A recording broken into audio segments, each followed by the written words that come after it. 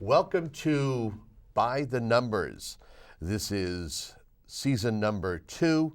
Reason why it's season number 2 is it is a new fiscal year, and the two communities that we currently serve had begun the process to put together their fiscal year 2021 budget. The idea of the program, it's an informational type of program where we try to get an understanding as to what is going on with the process. We will speak with a variety of stakeholders, whether it is somebody who is an elected official appointed to a finance committee, even have a chance to speak with folks on the state level as to when they start working on their budget numbers. As we know, at the time of the taping of this program, Governor Charlie Baker has already put forth his version, House 1, and it's moving along now to the House 2. That's where the Massachusetts House of Representatives will put it together. We'll look to have State Rep Josh Cutler in, as well as some of the citizens, some of the folks who are having the conversations. It's going to be a very difficult year for the two towns, and we will talk with the leaders in each of those communities. Now, today's guest is a gentleman, he's a former elected official himself, two-time Board of Selectmen member in Hanson. Now he is a citizen at large. We have Mr. Bruce Young joining the program. Mr. Young. Thank you very much, Kevin. Always a pleasure to be here. Welcome to the program. It's very good to be here. It's like going back in a time warp, because as you know, I did a program back in the early days of cable in the 80s called Point of View, when I would be you and you would be me. Oh my. That could be interesting. That would have been interesting. Yes. Well, so as I mentioned in my opening statements, that the process has begun for the 2021 budget. Mm-hmm. What are you, as a resident of Hanson, as somebody who is an outspoken member of the community, watching for during this process? It'll be interesting to see how everyone handles this particular situation. But the first aspect is, as you know, we have some new people in the town of Hanson. We have a brand new town administrator by the name of John Stanbrook, who was just appointed. And I'd like to say, from the standpoint of a financial person and a numbers person and a municipal person, that he looks like a really good fit under this particular situation, because not only is he a numbers guy, which they hired, was the former town accountant in the town of Halifax, and also worked extensively on finance in the town of Mansfield. Was a former former assistant town administrator over there as well. So he looks like a very good fit for that particular position. But I would ask you this, though, is having a new town administrator come in at the start of the budget process, no background in what the town has gone through, mm-hmm. And knowing that there could be some trying times for the next couple of months, do you feel that this is going to be a difficult task for a new person to tackle such a daunting issue? I don't think so. It'll be so difficult for him, because he does have a background in municipal finance, and that really is his specialty. So I think he'll be a good fit for this, and he can steer the selectmen in the right direction, and be an asset. If you were to kind of right now take a look at the town fiscally, before we start hearing all the conversations with the finance committee, mm-hmm. where is the town of Hanson when it comes to its finances? Hanson would be pretty well.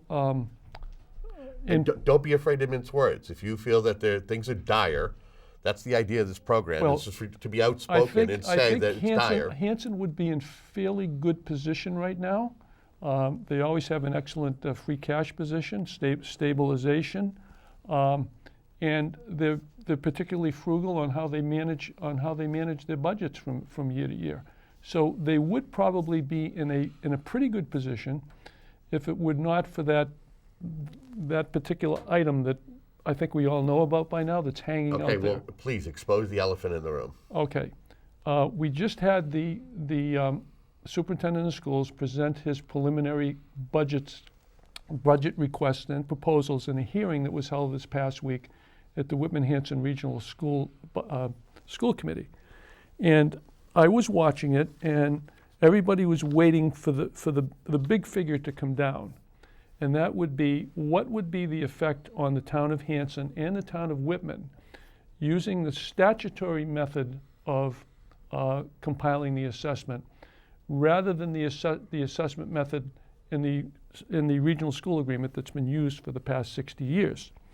And I actually have those numbers, and I've computed them out, and they did give those numbers at the meeting at the very tail end, and everyone was waiting for them. And based on those figures, he came out with two different budget proposals. One would be a budget proposal based on level services, meaning all of the aspects that are in the budget now, plus adding back some people that were cut out of the budget last year. And the total effect on the assessment in Hanson would be a 23% increase over last year's $9.7 million assessment, and take Hanson up to an $11.9 million assessment, a 23% increase, or a $2.2 million increase in Hanson's assessment. And when I say that, keep in mind that last year's assessment to the town of Hanson went up between $750,000 and $800,000. And at that particular time, the town accountant was saying, we can afford it this year, but this 8.5% increase is not sustainable. And now you're looking at a $2.2 million increase for Hanson if that required or level assessment budget is approved by the school committee. Or in the town of Whitman, theirs only goes up by $600,000. So I would ask you this. You mentioned the statutory method. Mm-hmm. Is so the numbers that you're telling me that you have compiled? Yes. You yourself. Well, this is these are unofficial. These are unofficial. These are numbers that you have come. Let me finish. Yep. That you have compiled, that you've put together here. But you're saying this is because something has changed in the past 6 to 12 months in regards to. And again, we're trying to inform the folks at home who may not be as much in the loop as you are or some of the elected officials. Mm-hmm. What has changed between the fiscal 2020 budget and the fiscal 2021 proposed budget? All right. What has basically happened was that the 6 members of the Whitman School Committee, a few weeks ago, voted unanimously before the budget process even began that they would basically force the rest of the school committee into using the statutory method. And there are 2 methods. There's the statutory method, or there's the method that's in the regional school agreement. The DESC has basically, with their regulations, says that the school committee can vote to use either method.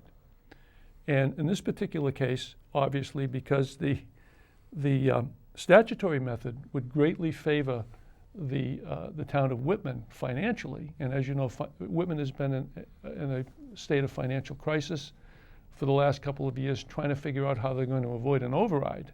Okay, those 6 members have basically followed suit with their Board of Selectmen, who is also looking to institute the statutory method. And basically what it does is basically force Hanson into a financial crisis that Hanson shouldn't be a party to. And that's what it amounts to. I would ask you this. What you're telling me, though, this isn't something that they just arbitrarily, that the school committee members in the town of Whitman just arbitrarily did. This is because this is an option that has been made readily available from the state, Yes. Is that accurate? It's a regulation under the DESE, the Department of Elementary and Secondary Education, Correct. that allows the school committee to supersede the agreement method, which would be the percentage of pupils method, which we've used for the past 60 years, and instead used what I like to call a wealth-based method of determining the assessment. Now, let me tell you what makes up that disparity, and this is a given. This disparity that I will about to give you will not change whether the budget goes up 10%, 20%, 5%, whatever. This is a given. The statutory method does not take the entire assessment and break it down by 60-40, okay? Meaning the pupils. Yep. What it does is that in this case, the first 75%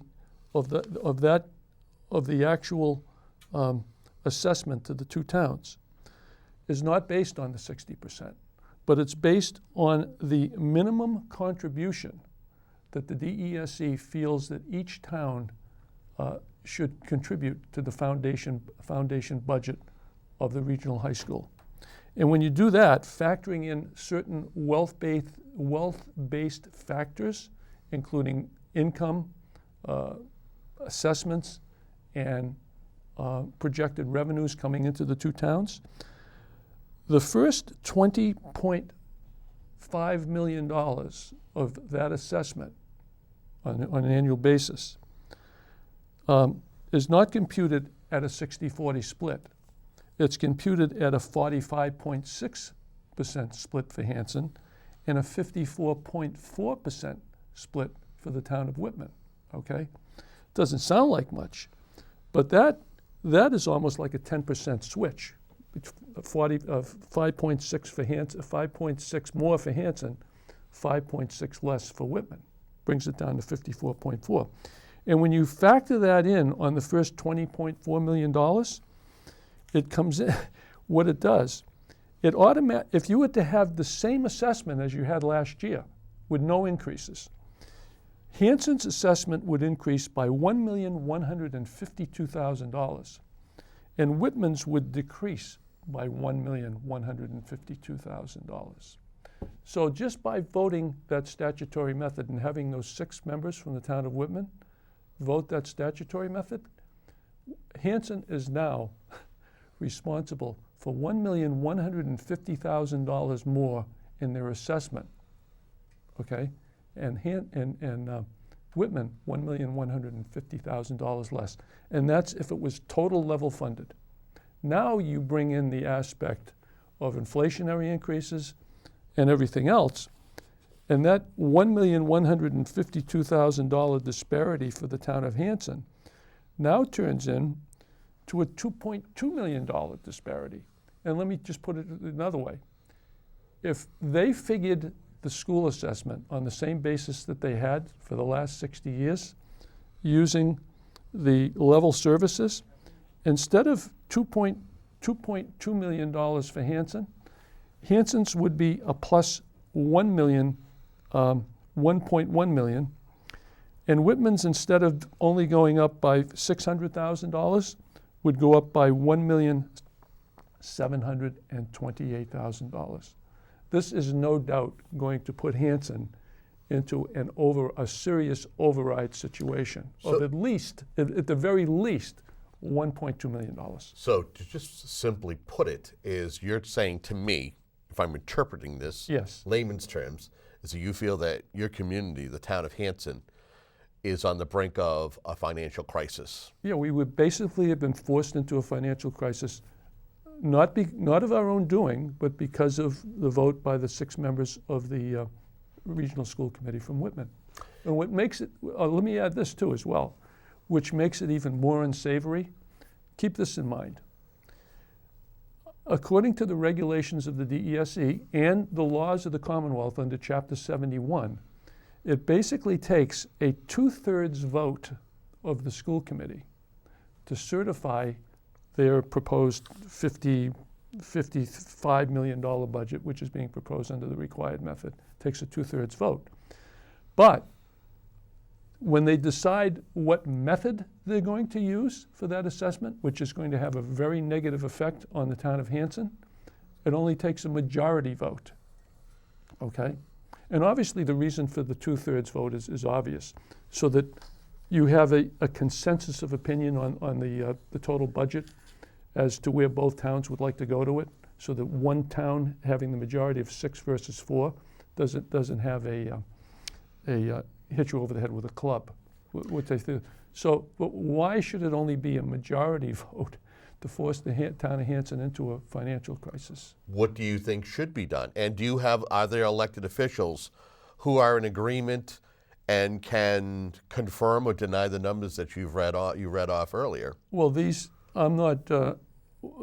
numbers are basically confirmed by the school department. But some of the percentages you were talking about, some of the breakdowns you were saying. Well, those percentages are just taking his numbers and just applying them against last year's. Okay. So they're a given. They weren't. But do you feel as though that any elected official, anybody who's appointed to the finance committee, would be in full agreement with what you said so far? Yes, I would imagine that they are in full agreement with what I would say. Okay, because as you know, what the purpose of this show is to allow everybody to come on this program. Oh, sure. To kind of and I'm this isn't get along to go along, but we're trying to get to the bottom of what's going on and just better educate the folks who view this program on a regular basis and from season to season. So it seems to me what you're saying is there's definitely a stark difference in philosophies regarding the funding for the annual school assessments. Is there a fear that this could lead to some drastic discussions, say deregionalizing the school district?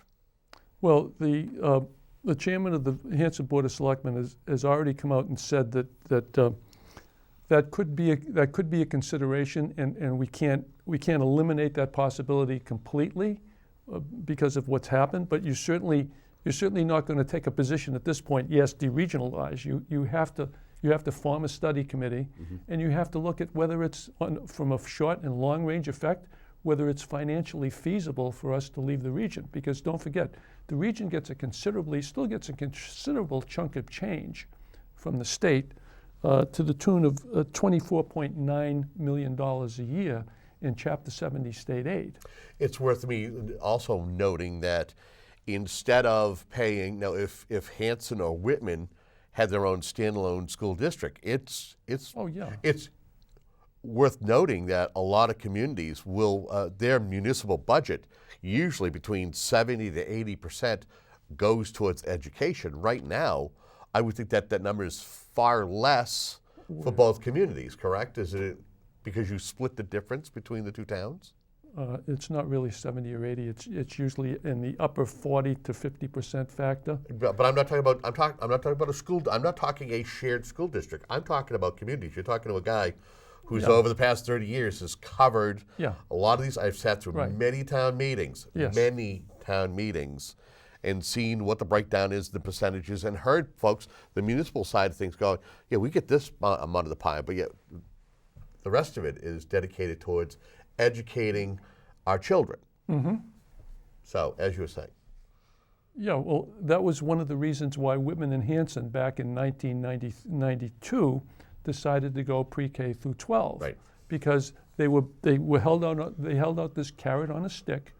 They had reduced a lot of the other, in Hanson alone, we had like 1 or 2 people left in our highway department. We had eliminated our communications center to deal with the rigors of Proposition 2.5 and all the cuts we had to go through. And so what we did is we regionalized because we were promised this big carrot on a stick up to about 70% of your foundation budget coming in. And we looked at the money and we were able to rebuild the highway department, put back the communications center and all that other stuff under the aspects of yes, our percentage was going to drop, but we were getting all this other money, from the state to maintain a good quality education for the kids, as well as putting all these other services back into line. So yes, I wouldn't expect the percentage of what we spend on education to be as high as a standalone community, because we were promised that extra money and that extra percentage from the state to rebuild our general government at the same time, while at the same time maintaining a quality and effectively fiscal responsible education for the kids. And that's the way it was supposed to work. So I would ask you this, and this is basically your opinion as an educated resident. What do you think, just you, the town's going to need to do to balance its budget for 2021? What will it need to do without having to suffer deep cuts in a lot of the areas that residents are used to? Well, keep in mind, and before I get into let me answer that question with a premise. Okay. And this goes back to about a month and a half, 2 months ago, when a nice lady from the DESE, who was an expert in the statutory method and the history of the statutory method and the percentage of pupils method, which probably 100% of the regions used up until the point where the statutory method came in. And she said, basically, before you get into a tug of war over this and split the communities, it would be nice before you people decide on what the assessment is and what you decide on what you're going to do with on which assessment method you're going to make, you should form a subcommittee of both towns and try to work this out in a nice compromise situation like other towns facing the particular situation have done, okay? And they basically started that process. And after one meeting, that committee was dissolved. Were you at that meeting? I was not at that one public meeting that they held. It didn't work out. For some reason, that committee was dissolved at the next school committee meeting. That subcommittee didn't exist anymore, even though from what I understand, they're still meeting privately and not getting a heck of a lot accomplished. But, and basically at that same meeting where the school committee dissolved that subcommittee, the 6 members of the school committee basically went against that recommendation of the lady from the DESE and went right ahead and decided we're going to use the statutory method and we're not backing off. Do you feel as though maybe they were following the lead of their community, knowing that last year Whitman had a severe financial crisis themselves? Right up until town meeting in May, there was still a lot of decisions that they were trying to make, ultimately deciding to go with debt exclusion so they could free up money under the levy limit. That saved them from going into an override last year. But this is a new year, and don't forget, they had an override. They had this override committee studying budgets and overrides. And the first thing that I heard watching that meeting... The BOIC meeting, by the way. What's that? Budget override. Committee. Study committee. Yeah. Evaluation committee. They had a consultant, nice guy, who came in from one of the other towns, and retired gentleman. Duxbury. Did a very nice job. And the first words out of his mouth says, I don't see you avoiding between a 1 and a 5%, a $1 and a $5 million override, okay? And so what solved their override problem? Forcing us into one. And so again, this is your opinion. This is from your research. You're saying that if things continue down this path, that the town of Hanson is going to have to consider an override to be able to balance its budget. Is that what you're saying? Well, I don't think there's any question. $1.2 million in a town like Hanson doesn't grow on trees. In fact, I have a couple of numbers here that I wrote down from their budget review. Our levy limit right now, our total tax levy from fiscal 220, which is the base for what we can raise and appropriate. We can raise and appropriate under Proposition 2.5, $525,000 a year. The estimated new growth, according to the town accountant, is $275,000. We do have $1.2 million in free cash, but you're not supposed to typically use that free cash to balance your budget. And of that free cash, about almost all of it, $938,000, has already been earmarked for capital costs. So if we're increasing our total, if we have a projected required school committee budget, which transfers into a $2.2 million increase in our assessment over last year, and we're only looking at let's see, that would be 800,000, possibly $1 million between the new growth and a 2.5% of 21 million. Where's that money going to come from? Because you don't want to touch your stabilization. That's your rainy day fund, Correct. which would destroy your bond rating for borrowing, which it's only supposed to do your rainy day fund. And don't forget, last year, just to cover the between $700,000 or $800,000 increase in our assessment, we had to take some of that free cash that we wanted to use for capital and almost depleted all of it to pay for just that $780,000 increase in the assessment from last year. Now you're looking at 2.2. Well, it's worth noting too, as we're about to wrap up our program in a couple of moments, it's almost the 1-year anniversary since you've been on By the Numbers. This is your opportunity at the moment to kind of give your thoughts on what you're going to watch for in the coming months as the town of Hanson tries to sort out its finances. What will you be watching for as a citizen at large? The only thing that's going to solve this for Hanson, and I don't think any other town in the two-town school districts ever faced this, nor do I think that the DESE ever saw ramifications like this. And the ramifications go even deeper, Kevin. Don't forget that I told, how much time do we have? A couple of moments. All right. 2 minutes, 3. This even violates the one of the things about Proposition 2.5, which basically also eliminated the statute. Eliminated the ability of a school committee to just pass a budget, the autonomy of school committees. This not only brings back the autonomy of school committees, but in even a worse way, and it gives that autonomy to the 6 members of the majority of the town to force this on the taxpayers of the town of Hanson. And our vote at town meeting really doesn't mean anything, nor would our negative vote at an override election even mean anything. So it takes away the voting rights away and gives it to those 6 members on the Whitman School Committee, believe it or not, because you can just keep sending it back, and they will just keep sending it back to us. Anything you want to say in closing? Anything we haven't mentioned during the segment, but you want to make sure that you share with the viewers at home?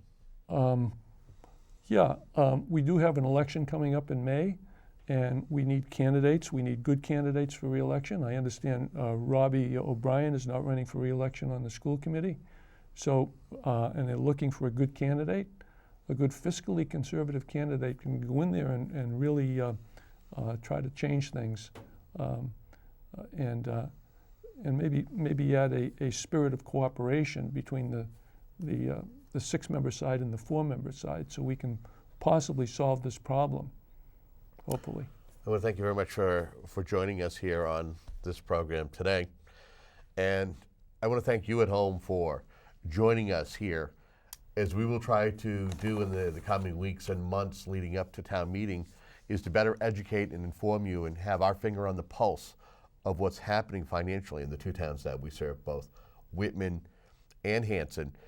If there are a series of guests or questions that you want us to put to these guests, you can do that by sending your questions or your comments to info@WHCA.tv, and just in the subject line, just put attention by the numbers, and that'll be sure to get to us here at the station. Until next time, have a great day.